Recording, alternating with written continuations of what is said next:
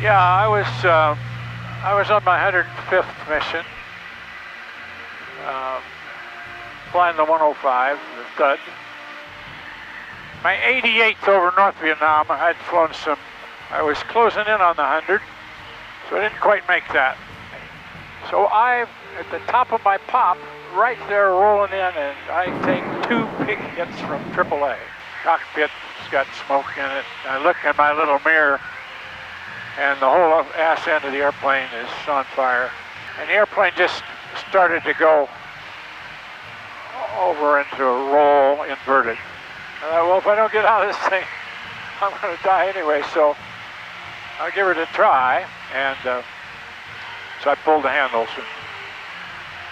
So I was something over 600 knots. When I was on the ground, I was in the outskirts of Hanoi, and there was no place to go. I went down to large numbers of people,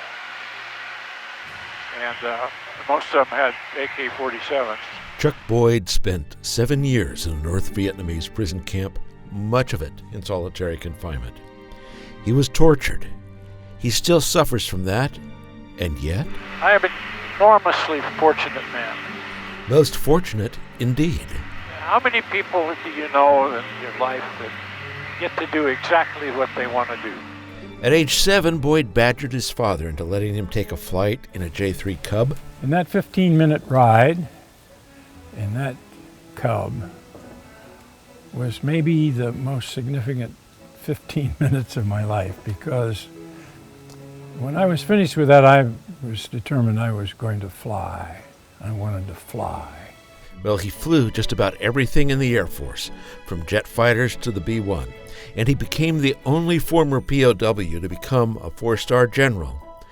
Now in retirement, his flying has come full circle. Back to a Super Legend Cub he flies from his Virginia farm.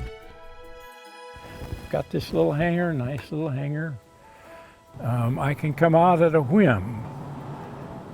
I've got an urge to fly. I can just, in 5 minutes from my bedroom, I can be out here, get this airplane out, crank it up, let the engine warm up a little bit, take off. You know, it's an early morning airplane. It's an early evening airplane. This is as a level of satisfaction that is very hard for me to put in words. It's, well, it's meaningful. But the airplane that means the most to him is his T-34 in Air Force colors. A friend of mine, an old military friend, said that he knew I was looking for the right airplane. He said, "Why don't you remember you flew the T-34, and there's some of those available in the civilian sector?" "Yes." And I said, "Well, yeah." And then it just the light came on. And you know, it's just been a wonderful part of my life ever since. This is a natural airplane. I mean, this is. I think old Walter Beach was a genius. He built a perfect airplane. He loves flying formation.